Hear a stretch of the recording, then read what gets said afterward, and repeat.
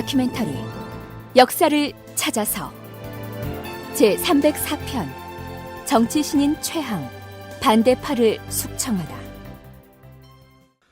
고종 34년 7월 서기로는 1247년에 몽골 군사가 또다시 고려를 침공하는데 학계에서는 몽골군의 이 공격을 제4차 침공이라고 부릅니다. 그런데 이 침략 전쟁에 대한 문헌 기록은 대단히 부실합니다. 고종 34년 가을 7월에 몽골 원수 아모간이 군사를 거느리고 염주에 진을 쳤다. 지난 시간에 설명했듯이 몽골 원수 아모간이 군사를 거느리고 와서 주둔했다는 염주는 지금의 황해도 연백입니다. 그렇다면 그들은 어떤 경로를 거쳐서 강화도의 코앞인 황해도의 염주에까지 와서 진을 치게 됐을까요? 거기까지 내려오는 과정에 고려군의 저항은 과연 없었을까요? 숙명여대 신한식 교수와 한신대 김순자 교수의 얘기를 함께 들어보시겠습니다. 압록강 입구에 의주를 거쳤을 것은 분명한 사실이고, 그 다음에 기주, 자주, 서경, 동주, 염주 또는 개경 이런 지역으로 내려갔을 거는 쉽게 볼 수가 있습니다.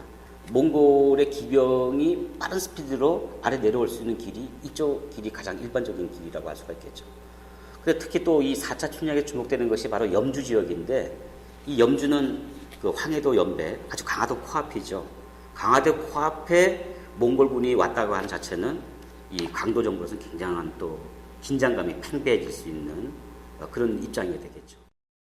고려의 어떤 방어 병력이라는 것이 전부 산성에 입보해 있는 상황입니다. 그러니까 수백 명 규모의 몽골병이 압록강을 건너서 고려 내륙으로 만약에 그 진주하려고 한다고 할 때 개성까지 내려오는 것 자체는 문제가 없습니다. 그런데 그거는 점령하고는 전혀 의미가 다른 것입니다. 또 내려올 경우에 고려가 그것을 굳이 방어하지도 않습니다.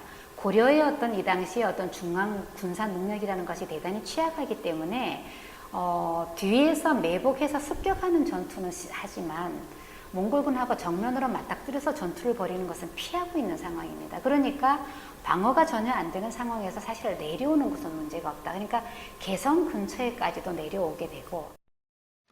그러니까 몽골군이 압록강을 건너서 황해도 연백까지 내려왔다고 해서 그 이북 지역은 모두 몽골군에게 점령당한 지역이다, 이렇게 생각할 필요가 없다는 얘기입니다.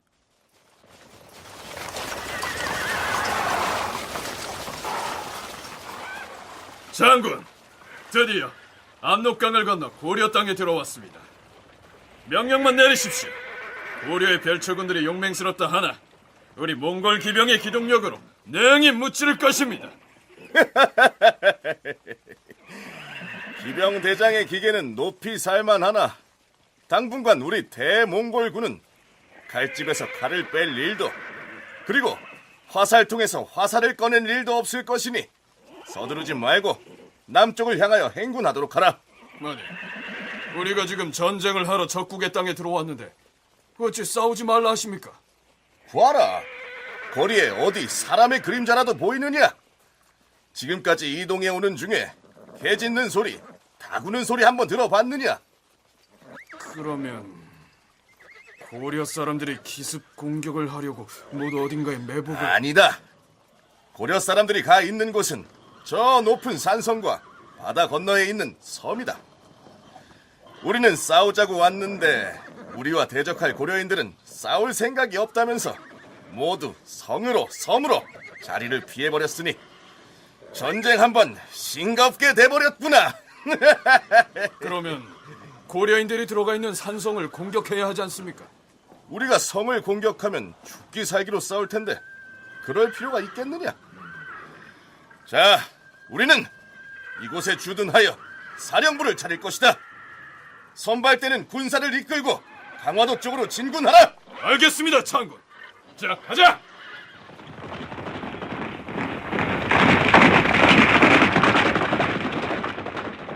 김순자 교수는 몽골군이 서북면의 어느 지역에다 거점을 두고서 소규모의 선발대 혹은 정찰대를 따로 편성해 남쪽으로 내려보낸 것이 아닌가, 이렇게 추측합니다. 요거보다 좀 더 후대로 넘어가면 한 5년 정도 뒤의 기사에 보면 몽골병이 평양에 주둔하고 있습니다. 당고병이라는 것도 아마도 서북면 어느 지역, 그러니까 서북면 어느 지역이라고 하면 대략 예상되는 지역이 한 3군데밖에 안 됩니다. 의주, 그 다음에 이제 그 안북도 후부라고 하는 안주, 청천강 일대 지역, 그 다음에 평양 3군데일 것입니다. 그 중에 거점을 두고 다시 이제 수백 명 정도 규모의 어떤 그 정찰대 혹은 선봉대 같은 것을 보내가지고 고려 내륙까지 내려와가지고 치고 다시 돌아오게 하는 그러한 전법을 쓰고 있었던 것이 아닌가 싶습니다.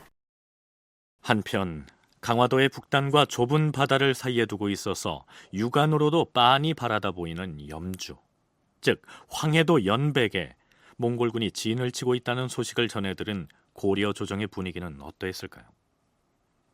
당시 고려 조정의 초미의 관심사는 과연 몽골군이 바다를 건너 강화도를 공격해 올 것이냐 하는 문제였겠죠.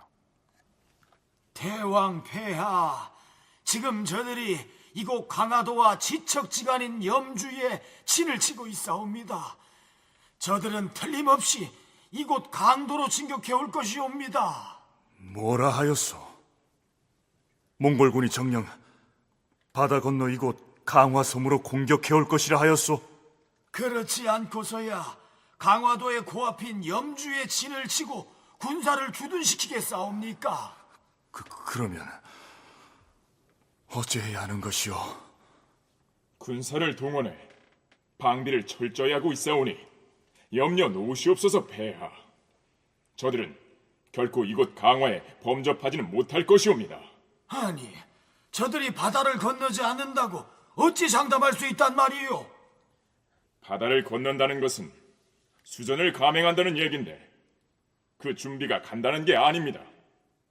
함선을 준비하고 또한 수군 역시 따로 훈련을 시켜야 하는데 우리 군사들이 정탐한 바에 따르면 몽골군 진영에서 그런 움직임은 보이고 있지 않습니다. 또한 지금 염주에 진을 치고 있는 저들의 군사 규모 정도면 설령 바다를 건너온다 해도 우리 군사가 거뜬히 물리칠 수 있을 것이옵니다. 그렇더라도 바다 건너 수공을 해올 경우에도 대비를 해야 할 것입니다. 물론이옵니다, 폐하. 수전을 벌이기 위해서는 준비 단계가 아주 필요합니다. 배를 만들고 배를 동원하고 또 거기에 또 군사를 조련하고. 근데 그런 시간이 요하는 것은 이 시기에 몽골 준수하고는 다릅니다. 몽골은 기병을 통해서 빠른 스피드를 이용을 하거든요. 오랫동안 고려에 머물면서 전쟁을 준비하는 이런 행동은 많이 취하지 않습니다. 주로 압박하고 자기들의 목적을 갖다가 달성하고 그런 일정한 성과를 얻어가는 이런 행동을 취하죠. 그래서 지금 이 4차 침략도 7월 달에 들어와서 언제 물러난지가 잘 확인되지 않습니다. 당시 몽골의 전략이라는 것이 소수 인원의 군사로서 강화에 있는 고려 조정을 압박해서 항복을 받아내는 데 있었지 고려를 아예 멸망시키겠다 이러한 생각을 가지고 있는 것은 아니었다는 것이 학자들의 견해입니다. 따라서 여러 부담을 안고서 강화도로 진격해 들어갈 필요까지는 없다고 생각했을 것이란 얘기입니다. 그렇다면 염주에 진을 쳤던 몽골군은 어디로 갔을까요? 고려사 등의 역사 기록만을 놓고 보면 그 몽골군이 어떻게 됐는지 통 알 수가 없습니다. 몽골군은 강화를 공략한 것도 아니면서 염주에만 머물러 있다가 슬그머니 돌아가 버렸을까요? 염주에 있던 몽골군이 언제까지 고려에 있었는지 염주에만 줄곧 머물러 있진 않았을 텐데 그렇다면 고려 땅에 어디를 공략했는지 그리고 언제 왜 철수했는지를 따져보는 것은 마치 미궁에 빠진 사건을 추리하는 것과 같습니다. 우선 몽골군은 염주를 비롯한 오늘날의 경기도 일원에만 머물러 있다 갔을까요? 몽골이 4차 침입했을 때 고려사의 기록은 전투에 대한 기록이 거의 없다는 것이 특징입니다. 그리고 실제로 몽골병이 남쪽으로 내려온 것은 이 염주로 내려왔다라는 기록이 거의 가장 남쪽까지 내려온 것처럼 되어 있습니다. 그러나 이 시기에 불교 관계 기록들 남아있는 것을 보면 염주보다 훨씬 남쪽까지 몽골병이 출몰했던 것으로 추정할 수 있게 합니다. 고려 대장경이나 그런 관련 기록들을 보면 전라도 전주, 그다음에 경상도 경주 지방까지 몽고병이 출몰한다는 소식에 이러이러한 불교 행사를 했다라는 기록이 남아 있습니다. 한신대 김순자 교수는 그 시기의 불교 관계 기록을 살펴보면 몽골군이 멀리 전라도나 경상도 지역까지 남하했다는 흔적이 나타난다고 했는데요. 그 불교 관계 기록들을 찾아내서 몽골군의 침공 경로를 탐색해낸 사람은 공주대 윤용혁 교수입니다. 그의 저서 고려 대몽항쟁사 연구의 해당 부분을 소개하면 이렇습니다. 천인이라는 승려는 고종 15년에 만덕산에서 원묘국사 요새를 찾아 출가한 후 천태교관을 전수받고 고종 32년에 요새를 계승하여 백년사의 제2세 법주가 된 인물이다.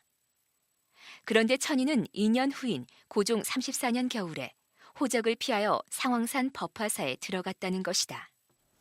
앞에서 소개한 것은 윤용혁 교수의 저서에 나타난 글인데요. 윤 교수가 인용한 승려 천인에 관련된 근거 문헌인 동문선 제83권의 해당 부분은 그 내용이 이렇습니다. 천인은 장미년 겨울에 호적을 피하여 상황산 법화사에 들어가 미지를 앓으니 임금이 내시를 보내 편지를 전하고 약을 보내주었다. 그런데 천인이 법주로 있었던 만덕산 백년사는 지금의 전라남도 강진에 있으며 정민년 겨울에 호적, 즉 오랑캐 도적이 나타났다 했는데 그때가 바로 고종 34년 겨울이기 때문에 염주에 진을 쳤던 몽골의 군사를 지칭한다는 것입니다. 천인이 오랑캐들을 피해서 강진의 백년사를 떠나 피난을 갔던 상황산 법화사는 완도에 있었습니다. 윤용혁 교수가 자신의 저서에서 정리한 결론은 이렇습니다. 몽골군의 침입으로 천인은 강진으로부터 일시 남해안의 완도로 거처를 옮겼던 것이다. 천인이 완도로 들어가 지낸 것은 개인적인 피란이라기보다는 백년사 결사 조직을 중심으로 한 일종의 집단적인 해도입보 사례였다고 보아야 할 것이다. 그리고 전라도 남해안에서의 이 같은 해도입보는 당시 암호간의 몽골군이 전라도 방면으로 남진하였으리라는 사실을 암시하는 것이다. 뿐만 아니라 고려대장경 제45권을 보면 경상진 안동도 안찰부사 전광재가 지은 후서가 덧붙여져 있는데 거기에서 전광재는 다음과 같이 기술하고 있습니다. 정민년에 금성에 출진하여 선승들을 불러 모으고 서룡설로 연공을 청하여 법회를 주관하게 함으로써 몽골을 물리쳤다. 역시 몽골군이 염주를 공략했던 고종 34년에 지금의 경주에 해당하는 금성에 싸우러 나가서 법회를 열므로써 몽구, 즉 몽골 도적을 물리쳤다. 이러한 내용입니다.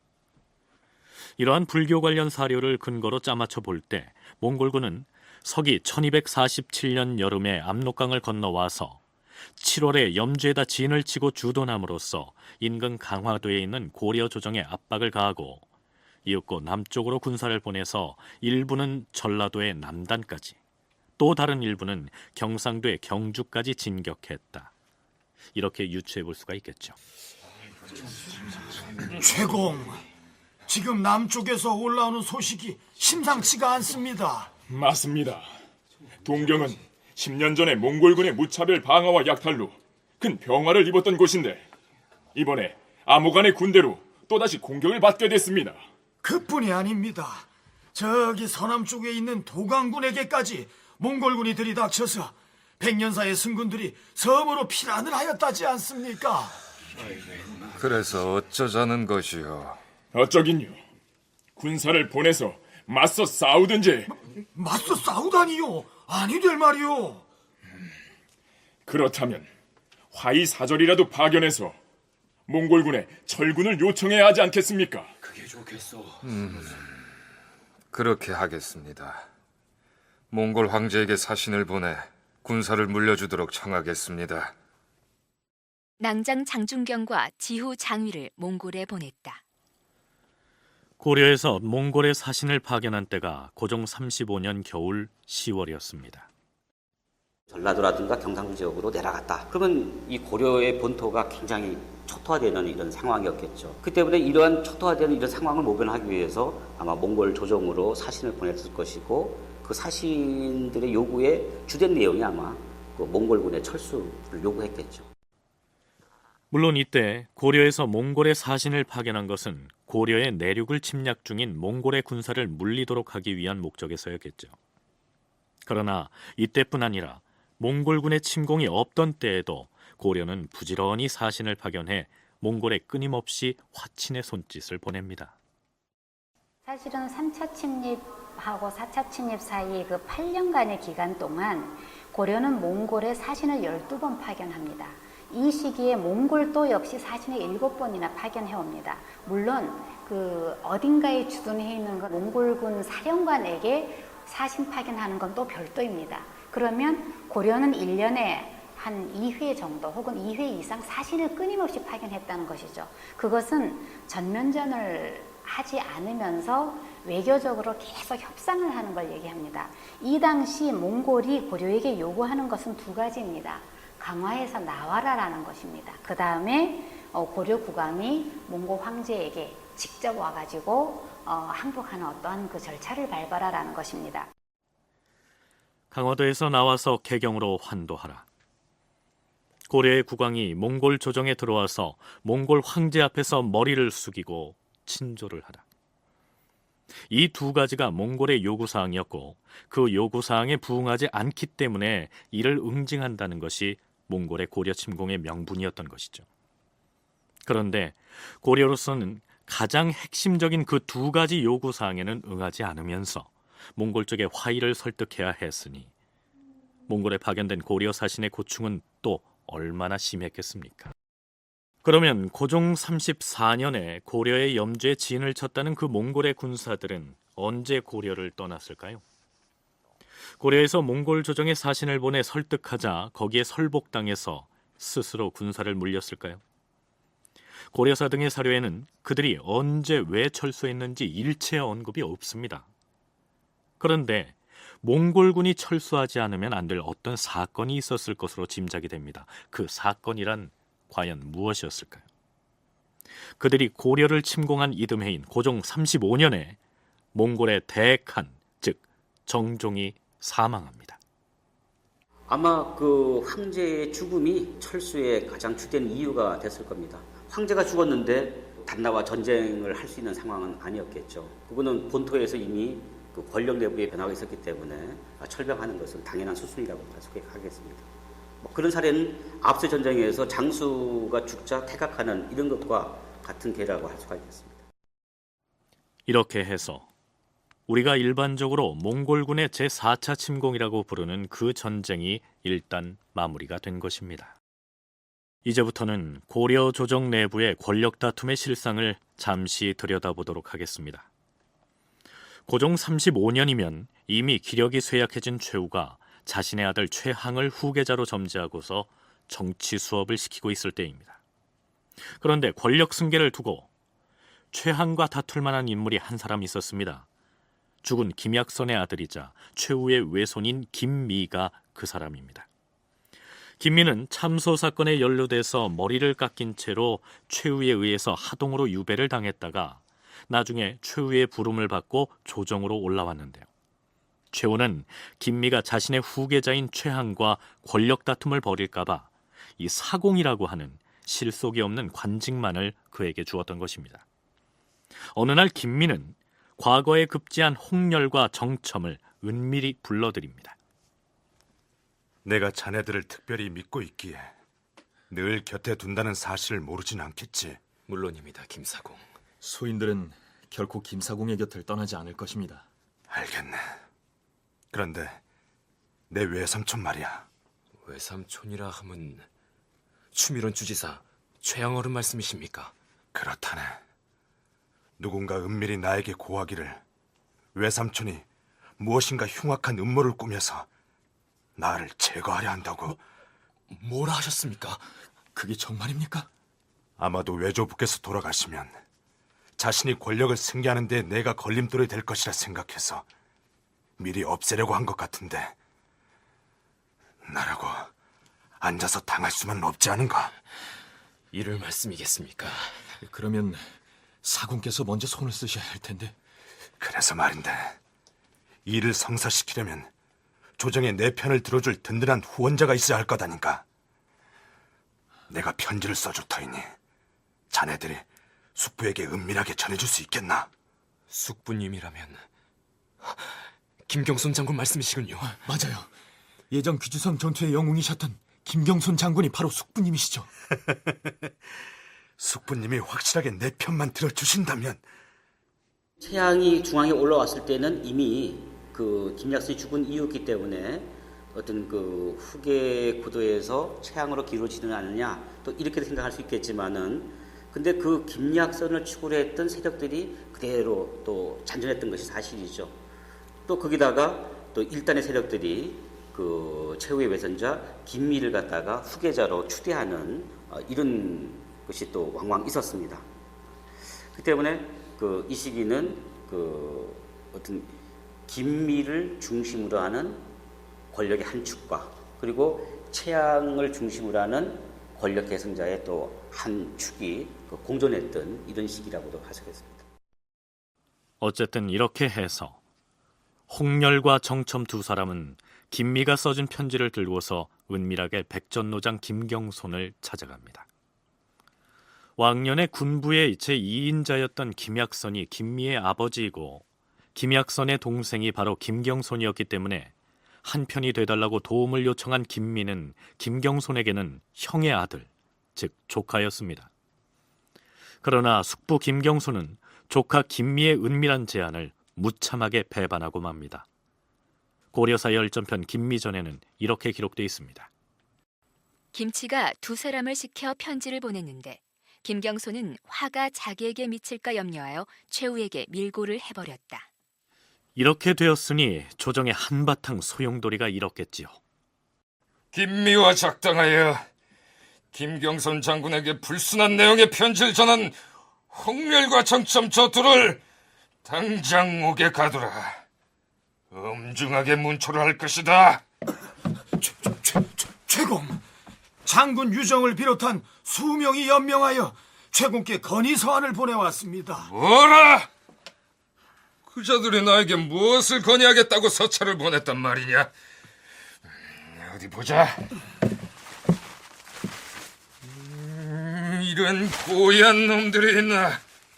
내 이미 아들 최양에게 모든 병권을 물려주겠노라 천명했거늘 김매를 후계자로 삼으라고 이따위 서찰을 보내다니. 여봐라! 이 서찰에 이름이 올라있는 자들을 무조리 잡아오도록 하라! 최우는 김미를 후계자로 삼으라는 문서에 서명한 자들을 모조리 잡아가두고 심한 문초를 하였으며 민경함 등 몇몇은 강물에 던져 죽였다. 그리고 외손자 김미는 섬으로 귀양 보냈다. 이 사건으로 죽거나 귀양 가거나 파직당한 자들이 40여 명이나 되었다. 실질적으로 최양이 중앙정계에 알려진 후계자가 아니었기 때문에 실제로 정치에 참여해 오던 많은 관리들 혹은 어떤 최후의 공신들 이런 세력들이 어떤 거부감 같은 것은 있었을 것입니다. 근데 중앙정계에 자기의 어떤 정치 기반이 없는 최양 입장에서는 그러한 사람들이 더 위기로 받아들여졌을 것이고 또 정치에 대해서 미숙하기 때문에 그런 요인들이 서로 상승작용을 일으켜서 많이 숙청을 하고 어떤 그 모함 사건 같은 것이 많이 발생했을 겁니다. 아마 최후로서는 아들 최양이 자신의 권력을 무난히 승계할 수 있는 환경을 만들어주기 위해서 조카 김미와 그 추종자들을 무거운 형벌로 다스렸던 것이겠죠. 고종 36년 11월 어느 날 최양은 병석에 누워있는 아버지를 만나기 위해서 군사를 이끌고 최후의 부로 가고 있었는데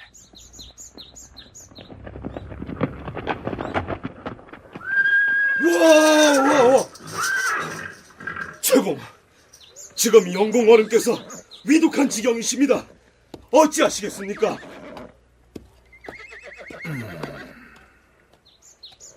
집으로. 내 집으로 갈 것이다. 군사들은 나를 따르라.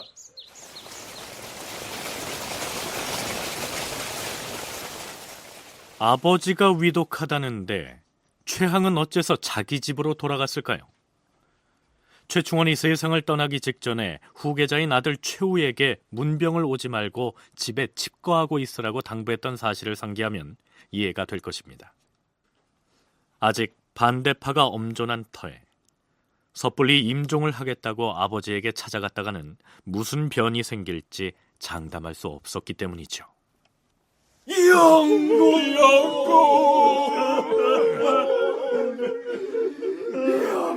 고종 37년 11월 30여 년 동안 고려 조정의 권력을 쥐락펴락해왔던 최우가 결국 숨을 거둡니다.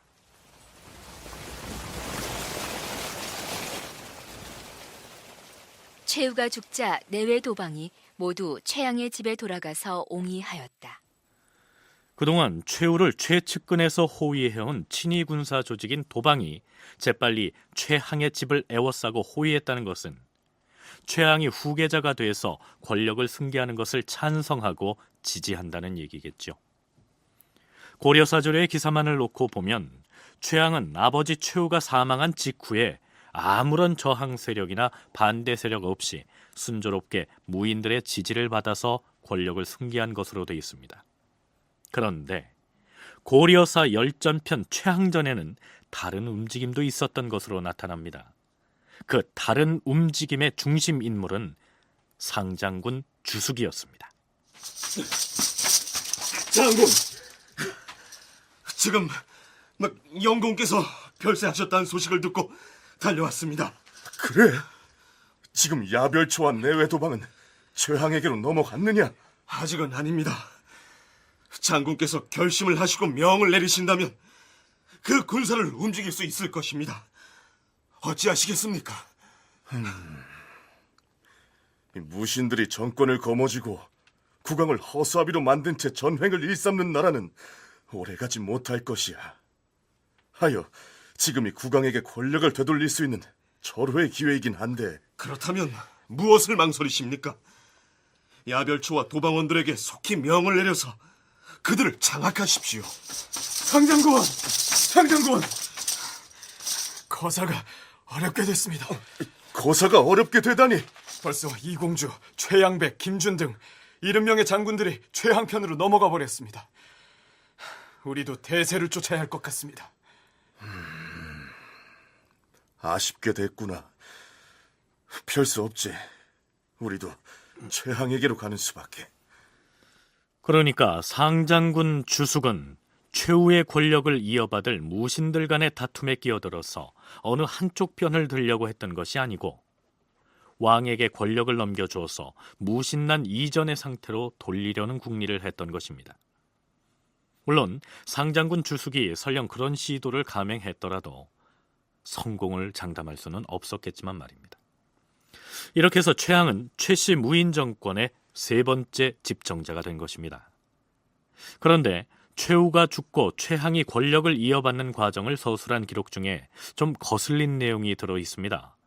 고려사와 고려사조례에 공히 올라있는 그 기사를 소개하면 이렇습니다.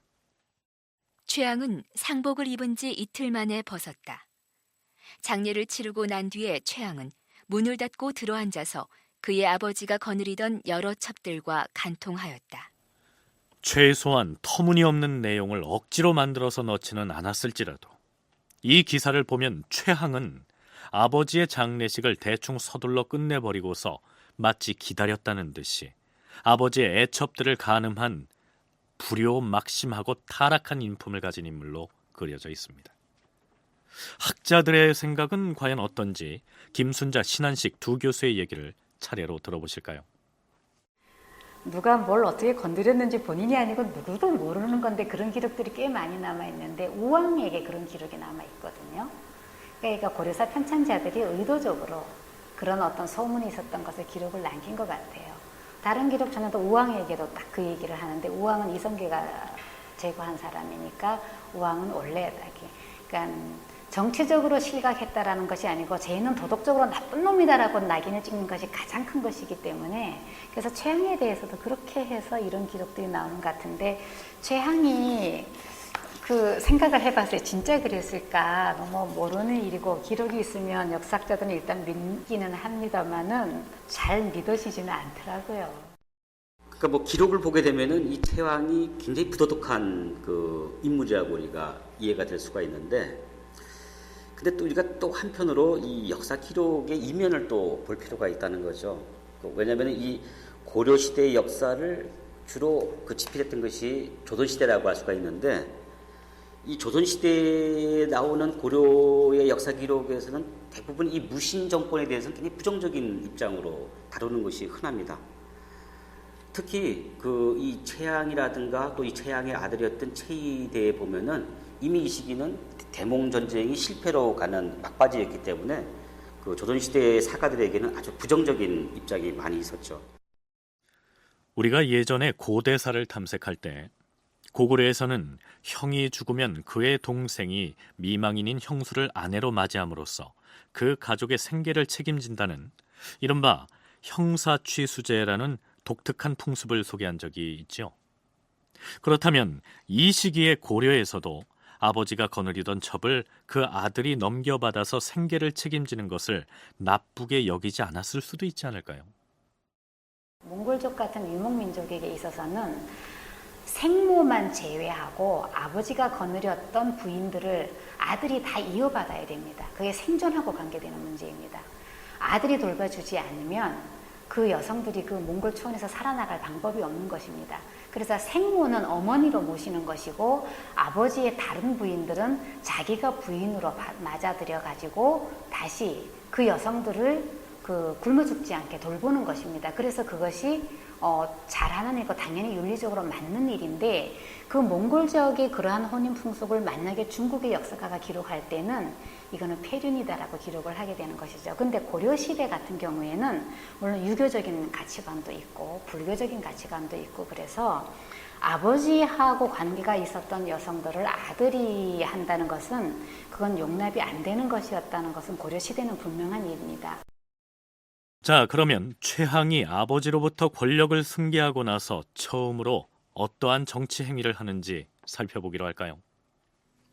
제추밀 민희와 추밀원 부사 김경손을 불러들이라. 영궁, 그들을 무슨 연유로 불러들이라 하십니까? 그들뿐만이 아니라 좌승선 최환, 그리고 장군 김한, 거기에 더해 지우 정홍유를 불러들여야 할 것이다. 최공, 그들을 불러들여서 어찌하실 작정이십니까? 지금 내가 벌을 내릴 사람들을 호명하고 있는 중이다. 아직 끝나지 않았느니라. 그러시면 거기 더하여 또 벌을 내릴 사람이 있습니까? 있다마다. 돌아가신 내 아버지가 거느리던 애첩 30명을 당장 끌고 오도록 하라. 그 여인들을 어찌하시려고? 모조리 도륙을 내야 하지 않겠느냐. 최공, 지추밀원 부사 김경손을 불러들이라. 김경손 장군은 귀주대첩의 영웅으로서 백성들의 인망을 한 몸에 받고 있는 분이신데 바로 그것이 그자들의 죄목이니라. 최양은 지추밀 원사 민희와 추밀원 부사 김경손이 인심을 얻은 것을 꺼려서 섬으로 귀양 보내고, 좌승선 최한과 장군 김한, 정홍유, 그리고 아버지의 첩 30명을 귀양 보냈다. 대체 최항은 권력을 이어받자마자 어찌해서 이렇듯 많은 사람들을 내쳤을까요? 더구나 귀주성 싸움의 영웅이었던 김경손이 최항의 견제 대상이 되었다는 사실이 놀랍지 않습니까? 이 시기에 김경손이라고 하는 분이 부각되는 이유는 그 여러 가지 이유가 있습니다. 특히 이 김경손이라고 하는 분은 그 몽골의 1차 침입 때 기주 싸움의 영웅이었고, 또 게다가 최후의 후계자로 거론됐던 김약선의 그 동생이기도 했죠. 그 때문에 이 김약선이 후계자로 됐기 때문에 이 김경손도 어느 정도 역할을 했을 것이고, 또 그들을 축으로 해서 이 중앙정계의 그 세력들이 존재했다는 것은 사실이겠죠. 사정이 그러했으나 국왕인 고종은 오히려 최항에 대한 찬사를 늘어놓습니다. 진양공 최우는 짐을 좌우에서 보필했으므로 온 나라가 그를 부같이 의지하였소. 그런데 이제 호련히 세상을 떠나니 짐은 의지할 데가 없게 됐소. 헌데 아드님인 추밀원 부사 최항이 그 대를 잇게 됐으니 등급을 초월하여 최항에게 정승의 지위를 제수하는 것이요. 한편 최항은 권력을 승계하자마자 백성들을 위무하는 정치수를 발휘합니다. 최항이 교정별감의 공문을 통하여 청주의 설면자, 안동의 진사, 경산부의 황망포, 해양의 백저포 등의 여러 별공과 금주와 홍주 등지의 어량선세를 면제하게 하고 또 각도의 교정 수학원을 불러들이고 그 직무를 안찰사에게 위임함으로써 인심을 수습하였다. 쉽게 얘기하자면 앞에서 거론된 지방에서 나라에 바치던 특산물에 대한 조세를 일시 감면해 주었다는 얘기입니다. 고종은 그러는 한편으로 최항에 대해서는 진주는 최공의 시급인지라 거기서 산출한 녹전포는 의당 최공에게 주어야 할 것이다. 어디 그뿐이겠는가? 그 시급의 공납과 요역 역시 최공의 집에다 바쳐야 할 것이다.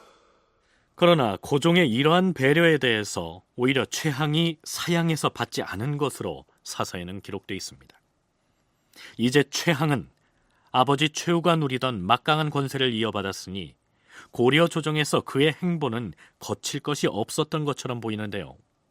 그러나 사실은 그게 아니었습니다.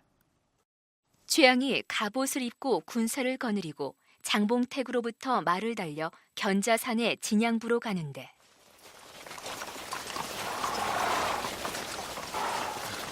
최공, 정문은 이쪽인데 왜 그쪽으로 가십니까? 정문이 그쪽이니까 이리로 가는 것이다. 무슨 말씀이신지. 정문은 모든 사람이 드나드는 곳이 아니더냐. 그건 그렇습니다만 나는 사람들이 두렵다. 이런 내 마음을 헤아릴 수 있겠느냐? 최후가 정문으로 들어가지 않고 동편의 작은 지게문으로 들어갔으니 이는 사람을 두려워한 까닭이었다. 최항은 비록 아버지 최후가 누리던 막강한 권력을 이어받았으나 늘 그 자리가 불안했던 모양입니다. 추밀원 부사 주숙 말이다. 예, 최공. 너는 그자의 죄를 알고 있느냐? 그분은 심지가 고든 선비로서 집어치우거라. 그자는 이 최항이 아버지의 병권을 이어받는 것을 가장 심하게 반대한 사람이다. 이래도 그의 죄를 모른다 할 것이냐? 아, 예. 뭐 그러하다면 용서받지 못할 죄를 범한 것이지요. 그자는 결코 나와 함께 갈 수 없는 위인이다. 낭장 임경을 들어오라 하라. 내 그에게 긴히 맡길 임무가 있느니라. 고종 37년 3월에 최항이 낭장 임경을 보내어 전 추밀원 부사 주숙을 암령하여 섬으로 귀양 보내다가 웅천에 이르러 물에 던져 죽였었다. 숙의 전 이름은 영뇌이며 성질이 허식을 좋아하고 부하하고 과장이 많았다. 최후가 신복으로 생각하여 매양 참수하는 말이 들리면 반드시 주숙에게 위임하여 그를 다스리게 하였고 그럴 때마다 주숙은 곡직을 물을 것 없이 모두 죽였다. 최후가 죽은 뒤에 주숙이 도방의 야별초와 갑사 등을 거느리고 망설이며 거취를 정하지 못하다가 전전이 공주, 최양백 등 40여 명이 항에게 붙쫓자 주숙 역시 그에게 붙었다. 이 대목은 앞에서 소개한 바가 있는데요.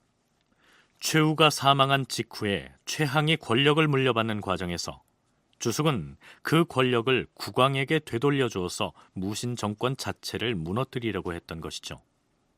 그러나 대부분의 무신들이 최후 편으로 기울자 주숙 역시 최항 쪽에 가담합니다. 그러자 최양은 기뻐하여 대접하기를 매우 후하게 하고 모든 일을 모두 주숙에게 자문하였다. 최항은 만만찮은 힘을 가진 주숙이 자기 편으로 투항해 오자 기쁨에 겨워서 그를 환대했고 주숙 역시 최항이 자신을 신뢰한다고 믿었겠죠. 그런데 이상한 징후가 나타납니다. 장군, 최양이 아무래도 장군을 믿지 못하는 모양입니다. 나를 믿지 못하다니 그게 무슨 소린가? 최근 최공께서는 견자산 기술구로 이사를 했습니다. 하여 대소신료들이 모두 최항의 초대를 받아서 그 집에 갔는데 어찌하여 초대를 받지 못하시다니요? 듣고 보니 그 점이 심히 의심이 가기도 하고 또한 유감스럽구나. 결국 주숙은 최항으로부터 유배형을 받게 되는데 이 시기에 유배형을 받는 사람들은 대체로 유배지에 이르기도 전에 죽음을 당하기 일쑤였으므로 주숙 역시 자신의 죽음을 예감했을 것입니다. 그러나 주숙은 혼자 죽지 않았습니다. 죽음에 임하여 주숙은 장군 김효정이 자신을 모함한 것이라 생각하고 임경에게 말하기를 왕권 회복을 기도한 사람이 나 혼자뿐이었는지 아닌가? 장군 김효정이 나와 함께 마음을 같이해 왕에게 정권을 회복시켜주려 했던 것이다. 임경이 돌아와 그 사실을 최양에게 고하니 최양은 김효정을 삼으로 귀양 보내었다가 조금 뒤에 죽이고 또 주숙의 사위 장군 최종필과 나주부사 이균을 귀양 보냈다. 이렇게 해서 또 한 번의 피해 잔치가 마무리된 것입니다. 숙명여대 신한식 교수와 한신대 김순자 교수의 얘기를 함께 들어보시죠. 최양은 오랫동안 지방으로 나가 있었기 때문에 중앙에서의 권력 기반이 상당히 약했죠. 때문에 자기의 권력을 강화하기 위해서는 위험이 될 만한 인물들을 갖다가 제거하는 수순이 굉장히 필요하죠. 근데 이런 제거하는 수순도 이를 뒷받침할 수 있는 무력적 기반이 굉장히 중요하다고 하겠어요. 이 최후가 죽고 최양이 집권자 부상할 때 내외 도방이 최양의 집을 에워쌌다 이런 기록이 있습니다. 그건 이 내외 도방이라고 하는 거는 최씨 집권기의 삼별처 더불어서 무력적 기반의 가장 중심적인 세력이라고 할 수 있는데, 근데 이 도방이 협조했다는 것은 이미 최양으로 권력이 기울었다고 하는 그 전 단계부터 최후에 의해서 이 최양의 권력 구대의 어떤 기반을 세워줬다고 하는 얘기가 같습니다. 최양 입장에서는 아버지가 30년 이상 권력을 가지고 있을 때 아버지를 도와서 상당한 지위에 오른 정치적인 경륜이 많은 사람들이 실제로 잘 쓰기만 한다면 자기가 권력을 행사하는 데 도움이 되겠지만 다르게 생각하면 부담이 될 수도 있을 것입니다. 흔히 보통 이제 왕조를 개창한 그 개국공신들이 다음 왕 때 전부 제거되는 것하고 비슷한 논리입니다. 그래서 아버지 측근 세력들을 전부 다 제거했다 이렇게 해서 나오는데 그건 최양이 이제 그러한 방법을 선택했던 것이죠. 최양은 자신의 권력 기반 구축에 걸림돌이 된다고 판단되는 사람들을 가차없이 제거했는데 그중 상당수가 아버지인 최우와 인연이 깊은 사람이거나 혹은 그의 가신들이었습니다. 대씨의 재산 상태를 조사해오라 했거늘 어째 됐느냐? 여기 있습니다, 최우. 많이도 끌어모았구나. 모두 압수 조치하라. 하나도 남김없이 전부 말입니까? 그걸 말이라고 하느냐? 모두 압수하라. 뿐만 아니라 대씨가 가지고 있던 택주의 자코도 박탈할 것이다.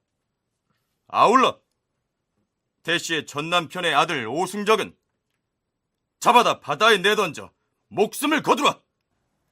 지금 최항이 재산을 모두 압수하라고 지시를 내린 그 대씨라는 사람은 죽은 아버지 최우의 첩, 그러니까 최항에게는 계모가 되는 사람이었습니다.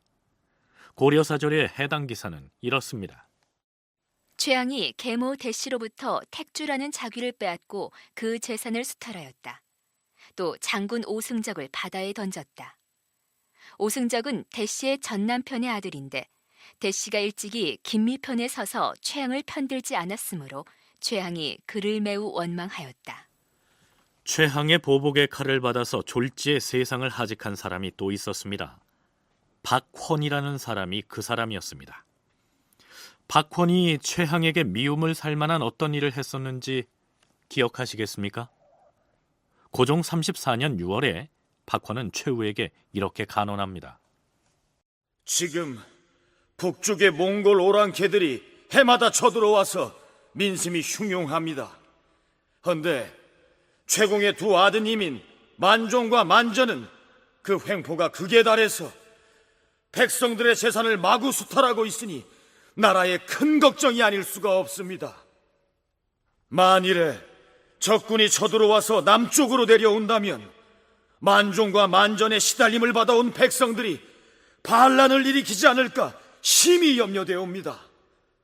그러니 두 아드님을 조정으로 소환하고 만종과 만전을 따르던 무렵애들을 잡아가둠으로써 민심을 다독거려야 할 것입니다. 박헌이 최후에게 이러한 소청을 올렸던 것입니다. 여러분도 아시다시피 박헌의 얘기 중에 등장하는 만전이 바로 지금은 고려 조정의 최고 실권자로 부상한 최항이지요. 최항의 눈에 그러한 박헌이 곱게 보일 리가 있겠습니까? 그럼 박헌은 또 어떻게 됐을까요? 박헌은 기이 나고 말을 잘하여 최후의 가신이 되었는데 드디어 총임을 얻어서 권력을 심히 휘둘렀으니 그 권세가 온 나라를 뒤흔들만 하였다. 박헌은 전에 사관 수찬이 되어 최후의 공업록을 편찬하였는데 대여섯 권이나 되었다. 이것을 최후에게 보이며 아첨하였다. 예전에 항의 사건을 논하다가 섬으로 귀양 갔는데 뒤에 최후가 국사를 논할 때 함께 의논할 사람이 없으므로 박헌을 생각하여 소환하였다. 그러나 강화에 미처 도착하기도 전에 최후가 죽으니 최항이 사람을 보내서 박헌을 바다에 던져 죽였다. 백성들은 언제 끝날지 기약이 없는 전쟁에 시달리는데 최항이 권력을 잡은 뒤에 조정에서는 걸핏하면 사람이 죽어나가는 형국이니 민심이 온전할 리가 없었겠지요. 무슨 별이라고 했어? 천구성? 그래, 그 천구성의 노기를 달래기 위해서 사람을 바쳐야 된대. 에이그, 어떻게 하늘에 뜬 별한테 사람을 바치겠어? 정말이라니까 그래. 응? 누가? 응? 어떤 사람을? 어떻게? 응? 아이고, 그걸 내가 어찌 알겠어. 하지만 사람을 수십 명이나 잡아서 하늘에 바쳐야 나라가 평안해진다는 거야. 아이, 그러면 저 강화도 조정에서 하늘에 바칠 사람을 잡으러 곧 무트로 나오겠구먼. 그래? 그렇다니까.